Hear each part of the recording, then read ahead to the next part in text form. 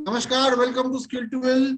आप सब मुझे जानती हो, but today we have got a very special guest with me, and she is one of the achievers in corporate academics. And today we are going to talk about retail with it. But before that, I just like to introduce her and her achievements. She is currently an independent researcher and author, and also handles strategic marketing as a co-entrepreneur at Edus Micro Research, Bangalore, and she's a passionate researcher for whom being part of academia is a drive to inspire students to pursue academic and personal excellence by fostering creative, intuitive, and innovative thinking in them. With an established track record of authorship of referred publications with reputed publishers, her personal motto is learning is a continuous process, knowledge shared is knowledge gained. She believes in the creation of a challenging and engaging work environment through an open communicative network with her team. Now, I will just mention the accomplishments. She has authored 45 academic publications, including books published as well as by Mala Publishing House. Then she is an editor of Handbook of Research on Ethics, Entrepreneurship, Governance in Higher Education, editor of International Journal of Big Data Management, editor, board member, International Journal, IAFOR Journal of Education, RUA winner of the year 2020, honorary Rosalind member of London Journals Press, conferred with the award Women of Excellence 2021 by Indian Achievers Forum. So the list is quite long. You can go through her profile. I will give all the details in the description box. Welcome, ma'am, and it's a privilege. And I would like to share with the audience that I am a student. So, one of the best professors I have ever come across in my student life. So, thank you, ma'am, for being here, and welcome. Thank you very much, Sandeep. It's really a pleasure, and I feel really very happy to be, interacting with you. Long back as a faculty, I had interacted with you, but today it's really nice, getting to interact on a platform where we'll be discussing things. You as a professional, and I sharing my experiences with you. So indeed, I'm very happy. It's a pleasure for me. Thank you. Most welcome, ma'am. So I'll ask you the first question because her core competence is consumer behavior, and she has done a lot of work in retail space. So I would like to ask a few questions about the retail part of it. So, ma'am, how can retail stores attract more footfall? Because we have got a lot of our viewers who are owners of retail stores and being FMCG professionals also.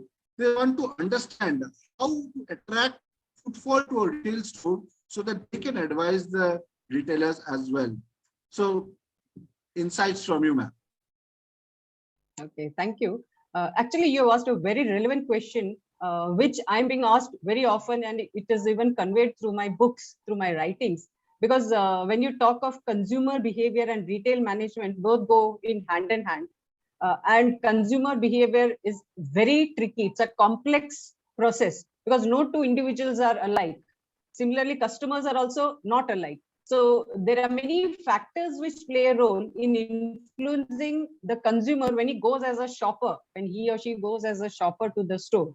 So when you talk of stores, I would say a combination of physical stores and online stores. Some of the things which come to my mind is the retailer should focus on their retail operations, no doubt. When we talk of retail operations, again, it will be a combination of online as well as physical stores. So they have to look into what is it which attracts, what caught the eye of the customers, what made the shoppers, choose or, a particular retail outlet to visit. Could it be, was it the promotional activities? Was it the media which was covering? Who are the sources of information, etc.? These are some of the things which, they need to focus on. Today, as I said, digitalization is the in thing. So when you talk of store attributes, something which could be people are looking out for convenience at their tip of their hands. So they may, begin the shopping process by, looking to the website to see whether the products which they are looking out for are available, and then probably decide either to go for purchasing online or at the stores. Supposing the website also mentions that the shipment charges will be added, then probably customers may not be very happy. So, but yet they would like to avail of the online store to get access to information. So what they could, retailers could look out for is, let them buy online and even facilitate so that they pick up these products which they have ordered online from stores. And, we talk of another thing which retailers could consider is, combine physical marketing with digital. Social media is something which is very popular. So you take the help of toolkits for, say, for Facebook or Instagram or Twitter or LinkedIn. These are various tools. They have tools available through which you could try to reach out to your customers. So this is something which you could, then you have to evaluate your existing store also, whether it is actually attractive. Because of COVID, things have changed like anything. Even supply chain management is a big issue for retailers. So they are really, most of the retailers are rehauling, whatever products are there, their merchandise, and make it attractive so that customers come, and they should also earn profit. So my second question is, what is the typical shopper behavior in a retail store? Now, when we talk of shopper behavior, there are certain factors. Some of them are referred to as internal, personal, others are external. When we look into retailing behavior or shoppers retailing behavior, we have identified there are certain socio-cultural environmental factors, which means the society, the family, the peer group, the reference group, the value system, the society, the social cultural environment, all these things play a role. The factors to the extent which will influence you. Next would be the individual or the personal factors. That is, how much motivated the shopper is, whether he's sufficiently motivated, and motivation, attitude, whether they are willing to go ahead and purchase from the particular retail outlet. What is the value that they will get from their personal belief that they will get this value from purchasing from that particular outlet. These are some of the things which are referred to as personal factors. And thirdly, and more importantly, mind you, the social cultural environment and the individual factors, or which are personal factors, are beyond the control of the retailer. But the third factor is referred to as store related factors. The store ambience, whether there is sufficient parking space, how are the staff, whether they are friendly, whether they're willing to listen, how is the display, how are the signages used, what are the promotional offers, what are the activities, are they connected with some marketing campaigns? As a shopper, what do I gain from shopping from this particular retail outlet? These are some of the things which go into. So when you're looking for a typical shopping behavior, the retailer will have to keep all these factors in mind and then work out the store attributes. I had done research which is published in one of the top A-rated international journals. Mine was related to food and grocery shopping behavior. And incidentally, it was related to identify the store attributes which attract customers to stores. And these things, the same things what I mentioned to you only came out based on my research study.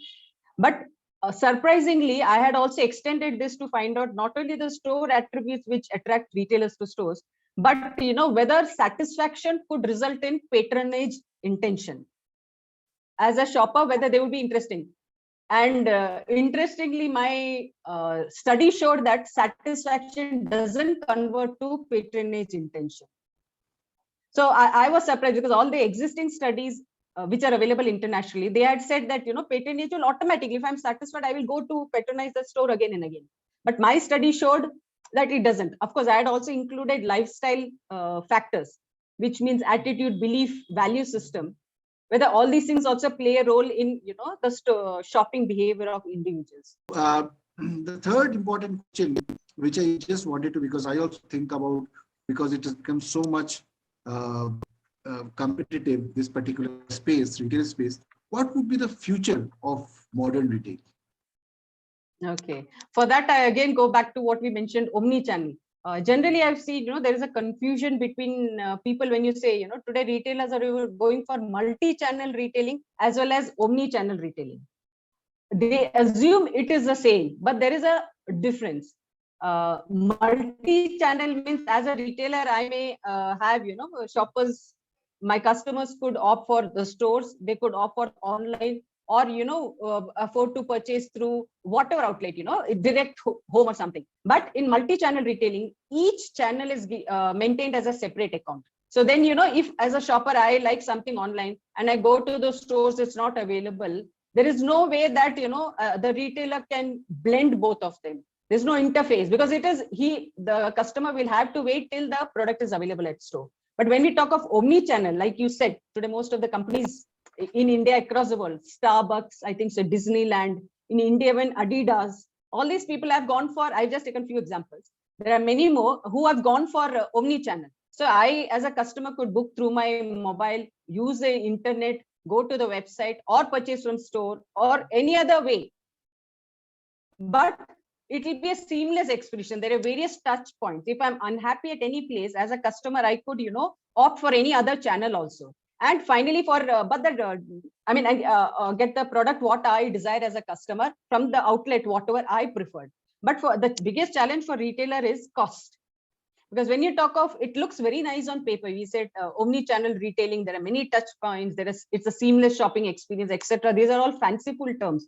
But practical difficulties is in supply chain management, the last minute delivery.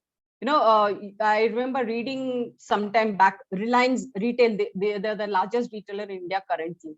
And they were thinking of, I don't know whether they've already implemented, to take care of the last minute connectivity. So that, as a customer sitting here in Bangalore, I want to purchase, I don't have to go to my nearby outlet if I don't get it. They will ensure that the product is available to the nearest Kirana store, so that, and it is delivered.